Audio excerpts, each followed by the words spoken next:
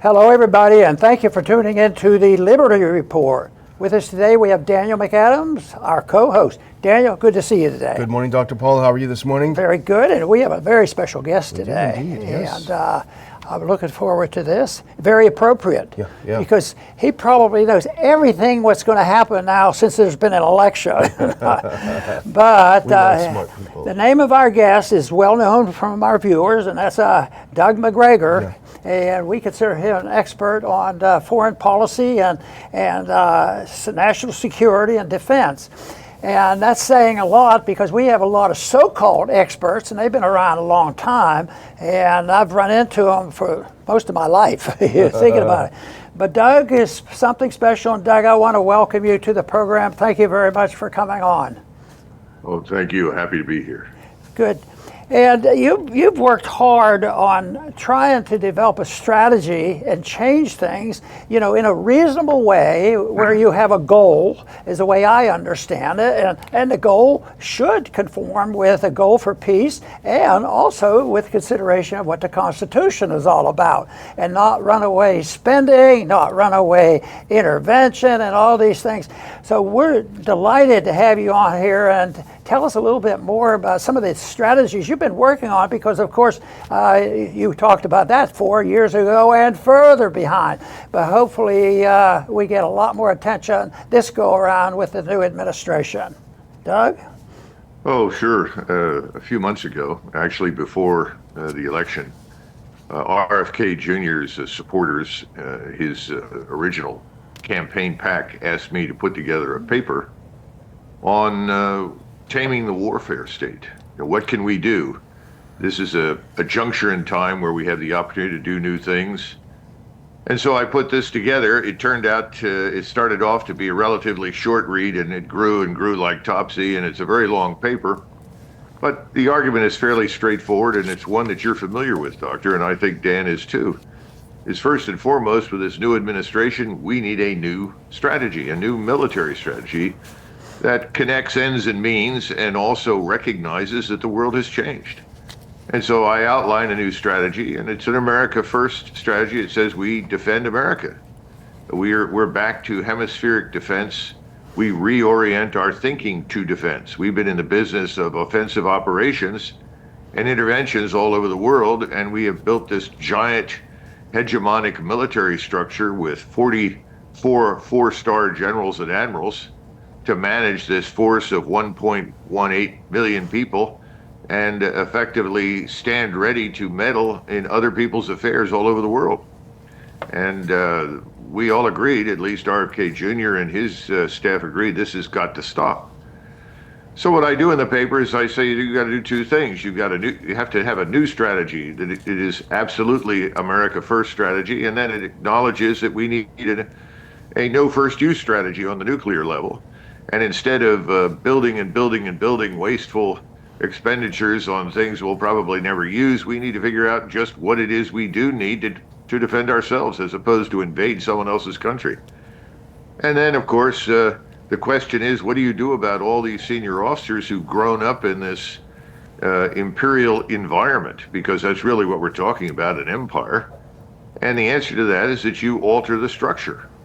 And so you go, according to what I've written into the paper, you go from 43 or 44 four stars down to 11. And then you contract the numbers of regional unified commands and supporting commands. In other words, you do what any reasonable person would do in the private sector when they had a bloated overhead left over from the industrial age when they were producing widgets by the millions. Same thing applies in the military. Dramatically cut back on the overhead, and you end up offering early retirements to large numbers of 3 and 4 star generals who, in all likelihood, will eagerly take it.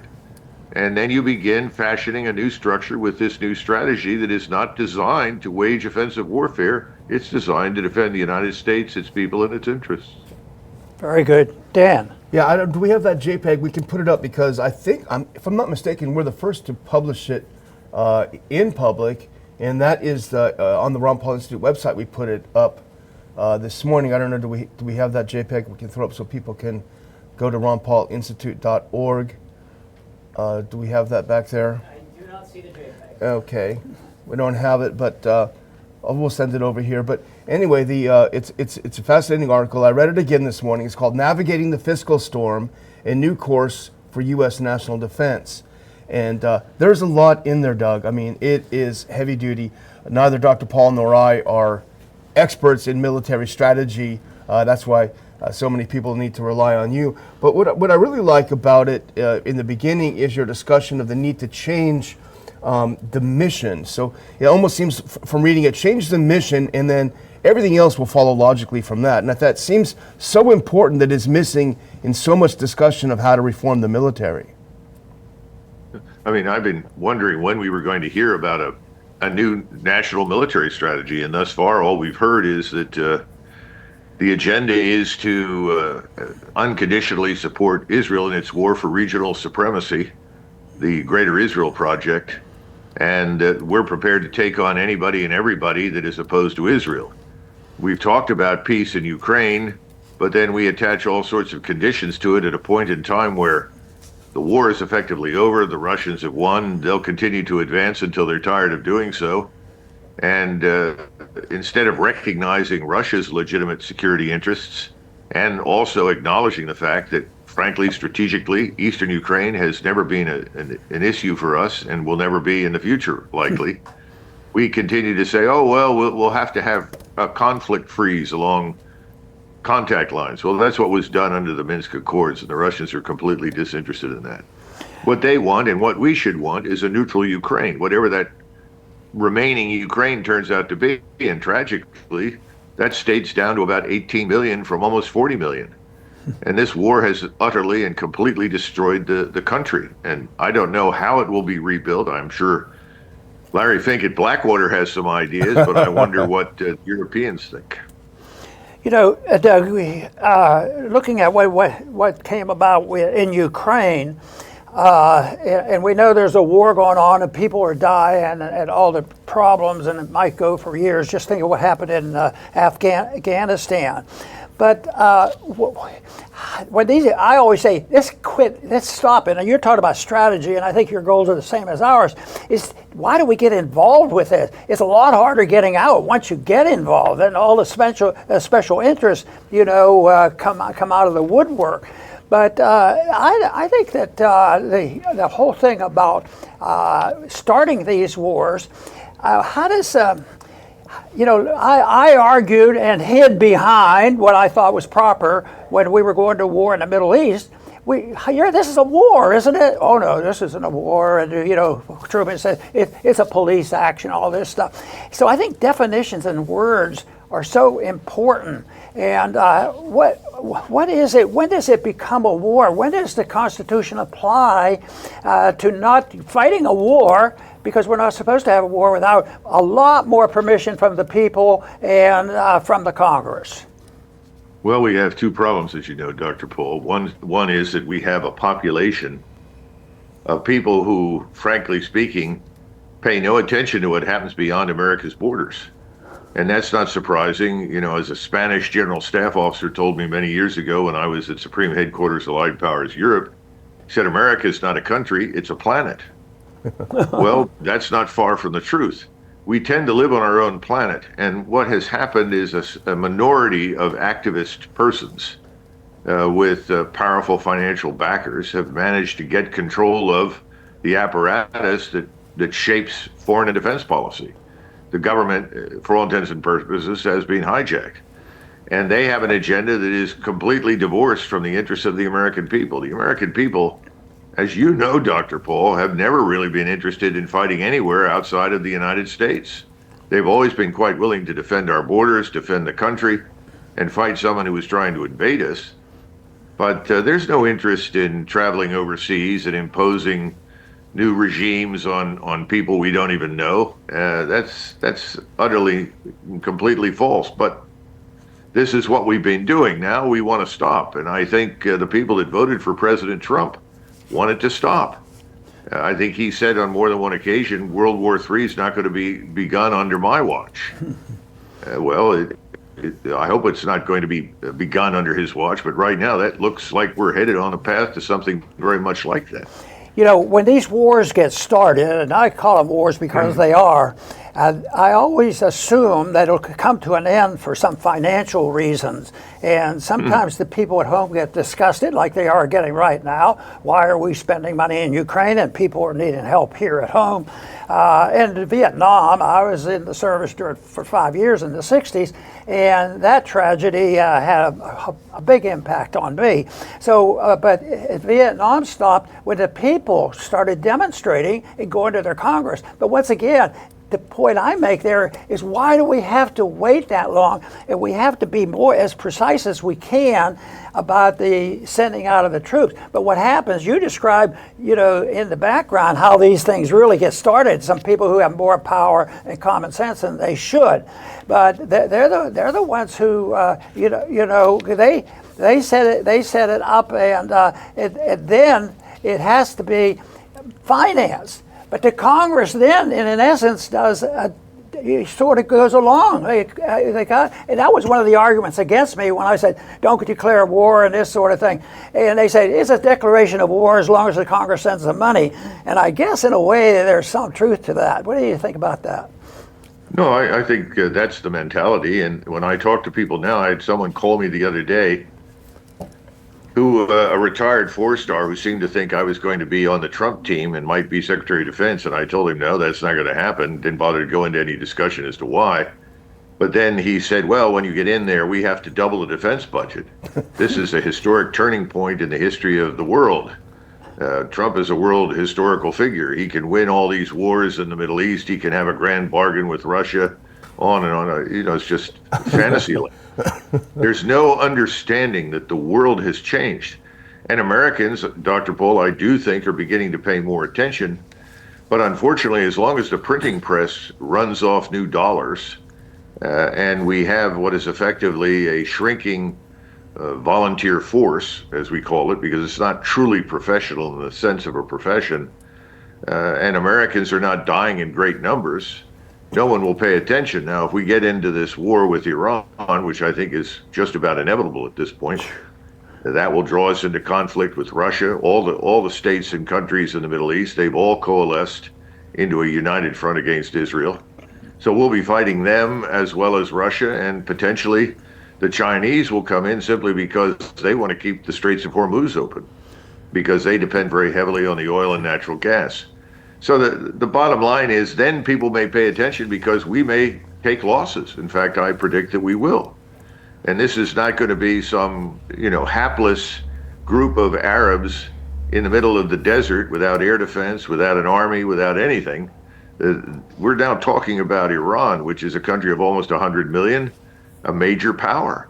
We're not going to overwhelm Iran in a night, which effectively is what the Air Force thinks. It's not going to happen. Plus, all you have to do is look at the geography and realize how difficult that would be. I was going to ask, what do you think inside the Pentagon? How many people do you think understand the reality? There have to be some smart people in there. Understand the reality of what you just said. How many people do you think get that, and what would their rank be in the military? Sort of low-level people or mid-level, or if there are any? There are people, Dan, as you know, there are people in the intelligence services as well as in the military, in the Department of Defense, who know exactly what I'm talking about, and they're acutely sensitive to it. But their warnings and their comments and observations are not welcome. Now, you say, what rank are they? Well, they range from lieutenant colonel up through, I think, some 2-stars. Wow. But you don't reach the top in this current environment unless you've signed on for the agenda. With the agenda right now is that Russia is evil. We may come to some sort of arrangement in Ukraine, but we're not going to surrender Ukraine. Whatever that means, and we're going to continue the pressure on Russia. And by the way, we're going to beat Iran into submission, and anybody who gets in the way will be forced to submit as well. We go through this business of, as Dr. Paul has pointed out on more than one occasion, we either bribe or bully people to get them to do what we want.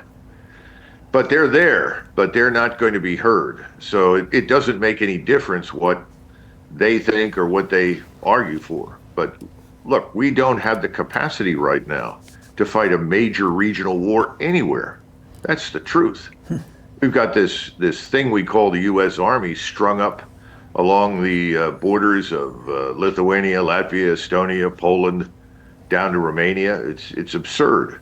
For what purpose? They sit there and they wait around to be fed. This is crazy. We need to get them out of there and bring them home. The Europeans aren't arming up to invade Russia. That's not going to happen. These governments are all going to go away because they failed miserably. We have severe economic problems at home. Yeah. How do we deal with all the needs and consequences? And on top of this, the president talks about, I want to secure the border. And I don't think he understands really what that entails. That's not easy, because once you cut off the money in great quantities that the drug cartels are used to acquiring, we're going to have wars inside the United States because the cartels are all over our country. Yeah. We're going to have a war with criminality. You know, where are the forces to fight this? How do we do this? And then he wants to, pick up and deport people. Well, I have no objections to that, but what's the plan? How do you go about it? And again, this demands enormous quantities of manpower, and that has to come from the Army and the National Guard and ultimately the Marines, because we can't treat the Marines as some sort of 9/11 force, because it's not. It has no mission anymore. There is no amphibious warfare for them. They're part of the ground force, and we're going to need them. So, we're a mess. Let's put it this way. We're a complete mess. And all of this sounds great, but there is, as far as I can tell, no plan. Yeah. I really was interested in the part where you talked about combining, why do we have these, 4, 5, 6 different branches of service? Why not combine them? But and certainly speak to that if you wish, but I do want to bring up one issue. Now, you handled the issue of too many 4-stars in your paper, and you had your own idea about how to deal with the fact that we have too many general officers. Now, we've heard some floating of some plans in the Trump administration. They seem to have the same goal of getting rid of too many of these high-ranking officers, but they seem to have a different approach. Maybe you can explain to our viewers how your approach differs from theirs and why you think yours would be more successful. Well, I think President Trump has been told to appoint a board, and I presume that people on the board will be either political figures and or retired 4-stars themselves from the various services, and then cull the ranks to eliminate people who are ideologically opposed to Trump and his new administration. Well, I don't think this is going to work worth a damn. It's ridiculous. It'll fail miserably. Teddy Roosevelt had a problem in the Philippine insurrection. They had a general over there with the extraordinary name of Smith, and he was responsible for massive crimes against humanity. He was urging his troops to burn, murder, rape, kill, destroy. We killed almost 250,000 Filipinos in that ridiculous insurrection that we never needed to fight. To make a long story short, the word got back to newspapers. Teddy Roosevelt was furious and angry at what had happened. And so what did he do? He appointed a board. And it was a board of generals to determine whether General Smith was really a war criminal. And guess what happened? General Smith was acquitted of all charges. Of course he wasn't a war criminal. At that point, Teddy Roosevelt realized what a big mistake he'd made. He disbanded the board and retired, General Smith in disgrace. The point is, these people can't reform themselves. The key is not a board. The key is a structure. You simply say, we don't need any more than, as I point out, 11 4-stars. We'll decide who those 11 will be, but in the meantime, everybody who has 3 years on station is eligible to retire. Please send us your papers. You're retiring. And then you turn around to the 3-stars, and you have a decision to make there. Perhaps it would be best if most of you retired. You go through and you do a study and you say, well, where did all of these 4- and 3-star billets come from? Well, it comes out of the Cold War and the massive growth since Goldwater Nichols and the numbers of commands and general officer slots, this huge bureaucracy. It's the enemy of effectiveness. It's the enemy of efficiency. But instead of picking out individuals and say, we don't like you because you don't agree with this, it's a blanket thing. We also have too many senior executive service types all over the place that are equally overpaid and are not really needed. So you got to get the only way to get at this is through structural change. And of course, structural change is something of no interest to politicians, particularly the ones that are coming into office right now, I suspect, because they don't understand it. Right. But if there's no general officer slot for a 4-star, then the 4-star is gone. General Marshall said it best during the war. He had all sorts of senators and congressmen coming to him, and they said, well, we want you to promote another 4-star. Can't you promote our friend General so-and-so to 4-star, and so forth? And we only had 7 4-stars, admirals and generals, for a force of 12 million men for most of the war. We promoted people at the end of the war, but those promotions were honorifics. They weren't tied to any bureaucratic power structure. And he said to the senators and congressmen, look, gentlemen, I don't have time to argue. I've got to fight and win the war. I've got enough 4-stars as it is. He was right. Every 4-star thinks he's God's gift. That he has this, divine right to focus all the assets, all the resources, and everybody on his little piece of the globe. We got to get out of this business. The other thing is we got to restore diplomacy to its rightful place. Everybody treats the State Department now with little attention. Everything is focused on the Pentagon and through the Department of Defense. That's not a good thing. What you describe, what comes to my mind is it's difficult to handle this because I think we're dealing with an empire, and nobody recognizes that, and people don't want to admit it. But profits and power are powerful motivators. And that brings up the subject of the military-industrial complex. It isn't like there's 12 or 10 or 5 of them that get together and have monthly meetings. I don't think that's probably the way it works. But the big guys do coordinate. And when Daniel was working with me in Washington, he was on the receiving end and I was of the lobbyists. But they didn't give us much trouble because after a while they didn't bother coming to see us. But the military and industrial complex is a bunch of lobbyists coming in, and they're looking for higher profits and a lot more power. So we can't. We have to be careful and say, well, you can't lobby because they have, to many degrees, a right to talk to their members of Congress. But the lobbyists are powerful. But I think what we have to have, and I think you're very much aware of this, we need people in there that are willing to resist it, to stand up to these people. And that's why I think the bigger picture of what kind of foreign policy are we having and what are we supposed to do? Do we have an empire right now? If you don't support the empire, I was on the receiving end of that on several occasions because I didn't want to go along with those Middle Eastern wars. But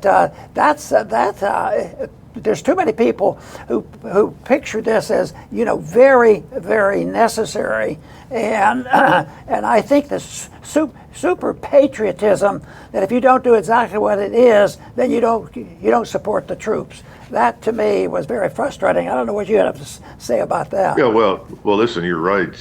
First of all, we got to get rid of these things like Africa Command, Indo-Pacific Command, European Command. Just think about it. That's your empire, Dr. Paul.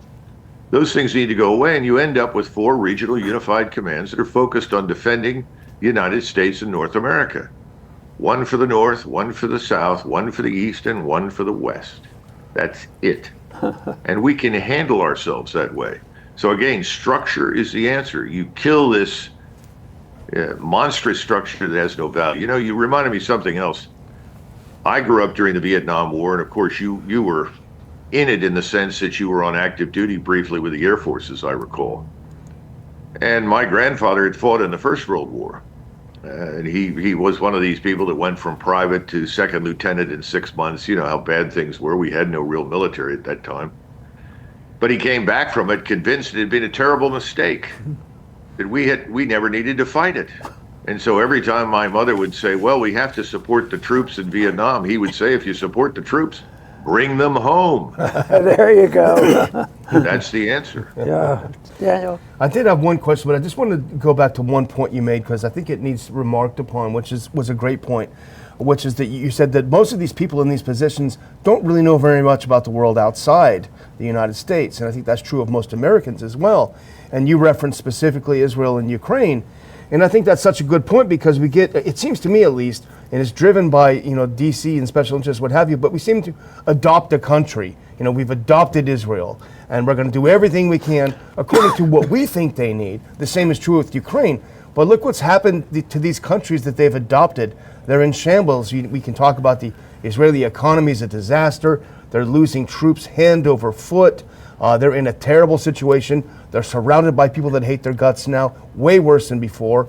The same in spades can be said about Ukraine. So maybe we should stop adopting countries that are not our own because we don't know how to run them, obviously. Whose side are we really on? Wasn't it Henry Kissinger who said the only thing worse than being an enemy of the United States is to be a friend? Yeah, that's probably true. And he had a point. No, Dan, you're right. And sadly, we know from history that at some point in the time frame, what we treated like the 51st state, whether it was Vietnam or Iraq or Afghanistan or anywhere else, suddenly doesn't matter anymore.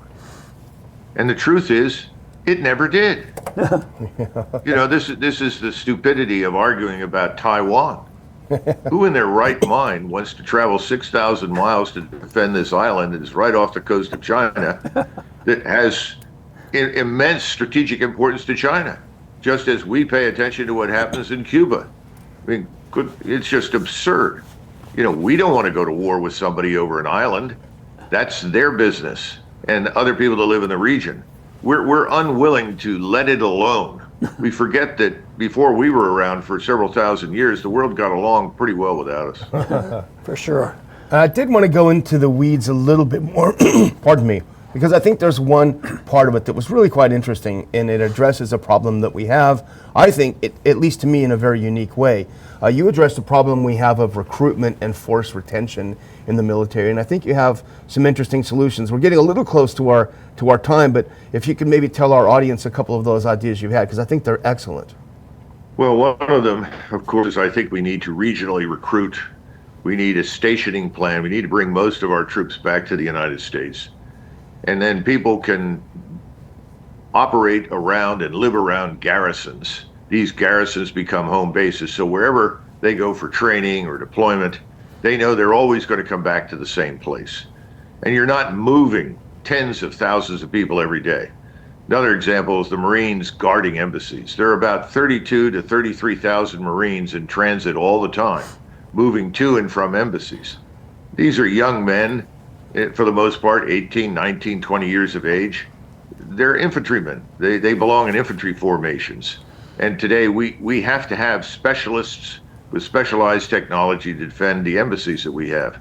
And they're much better off doing that than pulling Marines into this. I know the Marines love this duty, but it's counterproductive.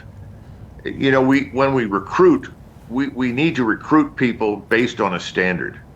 If people say to me all the time, well, we can't find enough people to meet the standard, then let's get smaller. We'll get better. People will respect us.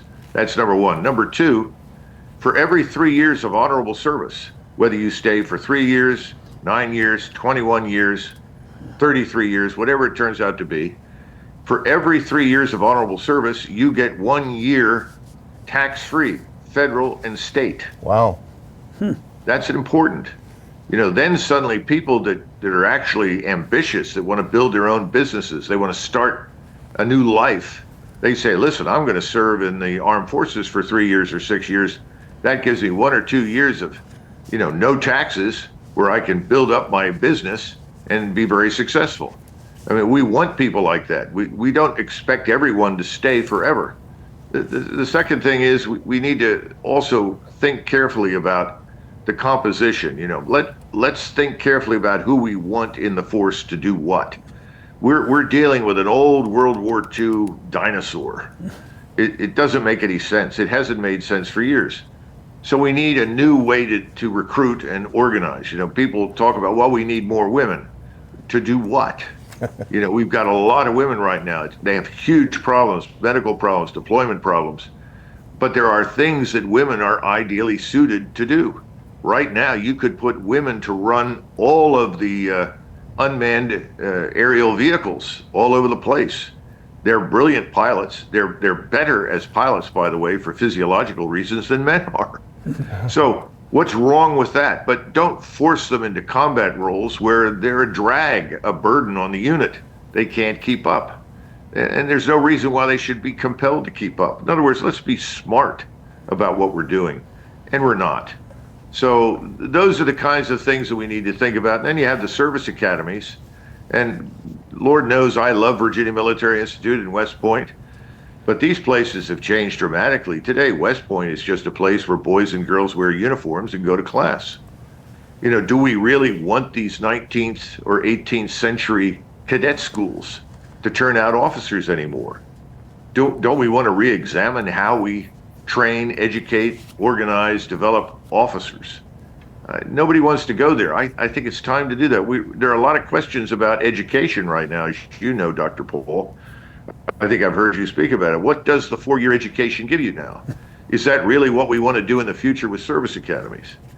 I don't have all the answers, but we need to start changing the way we look at things. Doug, we're going to be signing off, and in a minute I want to give you a chance to give us a final statement. And we always are looking for a little bit of uplifting. Give us a positive thing about how everything is going to be perfect next week. Just kidding, of course, but I want to first really thank you for participating not only today but over the years, because it's been very helpful, and it just turns out that our audience likes to hear from you, and I'm sure we will have a very good response from our program today. So thank you very much for helping the Ron Paul Institute for Peace and Prosperity, and of course that's Daniel's baby. He's the one that is all his idea, and I said, well, I guess I could go along with this. So once again, Doug, thank you very much. Give us a final word. We need a strategy that recognizes that war is something to be avoided. War is not profitable. War is wasteful and destructive. Our forces are worn out, overstretched, and anachronistic.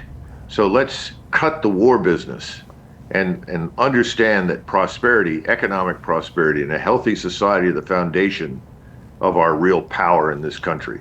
So avoiding war is critical. That should be the organizing imperative of our strategy. Boy, that's a wonderful statement. And I want to thank our viewers for tuning in today, as you do on a daily basis. And our numbers are going up, which we like because we depend on word of mouth and the spreading of a message. So thank you for tuning in today, and please come back to the Liberty Report soon.